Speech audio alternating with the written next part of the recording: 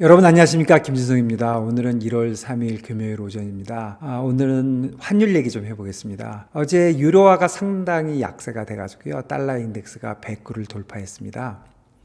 유로화가 약세가 된 거는 단기적으로는 우크라이나를 통한 러시아 천연가스 공급을 해왔는데, 이게 1월 1일자로 계약이 종료가 됐고, 그리고 대체 계약이 이루어지지 않았습니다. 그러다 보니까 천연가스가 급등을 하고, 또 가스 급등으로 인해서 유럽의 성장률에 문제가 있지 않겠나, 이런 걱정을 하는 것 같거든요. 이거 한번 보시면 유로가 2022년 달러 인덱스 난리가 났을 때 그때가 0.97 정도 갔었거든요. 지금 2레벨이면 2년 내 최저락을 해야 되나요? 최고라 해야 되나요?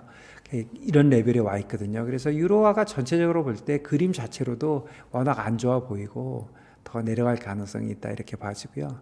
문제가 된 천연가스거든요. 천연가스도 지금 2022년에 이렇게 올라가 있던 게 그동안 문제가 좀 해결되는 것 같이 보이고, 최근에 이렇게나 올라갔잖아요. 사실 이게 워낙 차이가 많이 나니까 별게 아닌 것 같지만, 이게 2달러였던 게 3.65달러가 되고 있는 거거든요. 그래서 근본적인 이유는 유럽 성장이 우려되는 거고요. 두 번째는 미국의 관세 정책이 어쨌든 우호적으로 될 것 같지 않으니까 여기에 대한 불확실성이 크고, 세 번째로는 미국하고 비교해 볼 때 금융 완화 정책이 더 많을 거 아닙니까? 쉽게 얘기하면 기준금리 자체를 더 많이 내려야 될 것 같잖아요.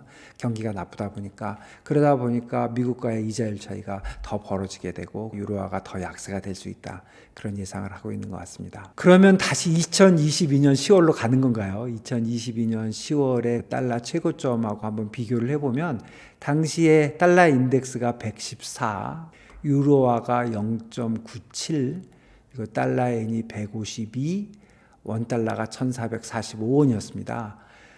그 이후에 달러 인덱스는 쭉 내려와서 주로 100에서 107 레인지로 많이 움직였다가 지금 109까지 올라온 거고요. 유로는 좀 전에 보시듯이 0.97, 그러니까 1 밑으로 잠깐 내려갔었는데 한 두세 달밖에 안 가 있었고요. 지금 1.02까지 내려왔고, 달러에는 이 이후에 사실 160위까지 갔다가 다시 157 온 거고, 원달러는 1445원에서 지금 1475원 정도. 그러면 결론적으로 얘기하면 달러 인덱스하고 유로는 5% 약세가 된 겁니다. 생각해 보면 이 22년 10월은 유럽에서 큰 문제가 있었던 거거든요. 영국의 채권 길트화가 난리가 나고, 그래서 유럽에 큰 문제가 있었기 때문에 사실 이렇게까지 급등했던 것이고, 그 이후에 114에서 꺾어준 거는 중앙은행들이 공조를 해서 이자율 자체를 낮췄잖아요. 채권을 많이 사고 해가지고. 그런 걸 기억해 보면 달러화가 약세가 된 거하고 연관이 있고요. 반면에 아시아, 특히 예너하고 원화는 추가로 2에서 3% 강사가 됐다. 결국 지금 유럽이 굉장히 나빠 보이지만 그동안 더 나빴던 건 아시아다. 그런데 이제부터는 오히려 유로가 더 걱정이다, 이런 생각이 듭니다. 원화에 대해서 조금 말씀드리면, 원화도 유럽과 비슷하게 성장률이 관건입니다. 어저께인가요? 정부가 올해 전망치를 1.8%로 낮췄잖아요. 저번 달에 한국은행이 1.9%로 낮췄잖아요. 그래서 제가 저번 영상에서 말씀드렸지만, 한국은행이 너무나도 경기를 낙관해가지고 이런 문제가 일어난 것인데, 결국은 이제는 한국은행이든 정부든 다 전망치 자체를 2% 아래쪽으로 내리고 있고, 해외의 IB들은 이거보다 더 낮습니다. 올해 나라 경제가 2%는커녕 1.5도 지금 생각하고 있는 것 같고요. 그러다 보니까 지금 기준금리에 관련된 생각은, 제 생각은 이렇습니다. 기준금리가 지금 미국이 4.5잖아요. 그런데 점도표도 그렇고 마켓 예측도 그렇고 올해 50bp 내려서, 그것도 6월달하고 12월달 정도에 내려서 올해 4%가 되고, 내년에 50bp 내려서 3.5가 되고, 그리고 그 다음에 0.25, 0.25 정도 내려서 결국 3%까지 간다는 거잖아요. 그러면 우리는 지금 3%잖아요, 기준금리가. 그러면 2, 3년 후에 미국이 기준금리가 3% 갈 때 우리는 얼마 갈까요? 글쎄요, 한 2% 봐야 되지 않겠습니까?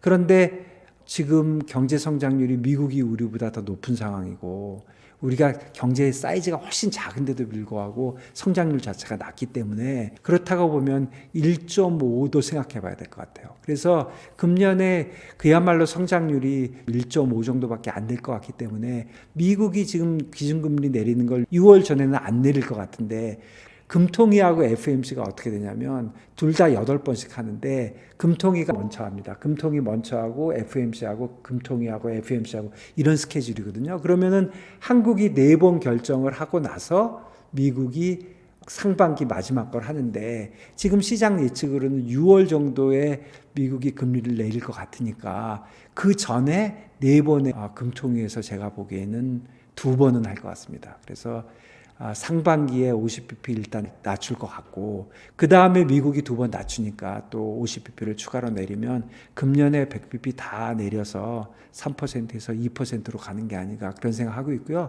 이거는 뭐 제 생각이 아니라 시장이 이렇게 보고 있는 것 같고 그러다 보니까 지금 3년짜리 10년짜리 국채도 그런 쪽에 따라 움직이고 있는 것 같습니다. 그리고 어저께도 나온 얘기인데 국민연금을 통한 달러의 수급 조절 이 생각은 우선 첫 번째는 이렇게 하는 게 맞는 걸까요? 하는 생각이 들고요.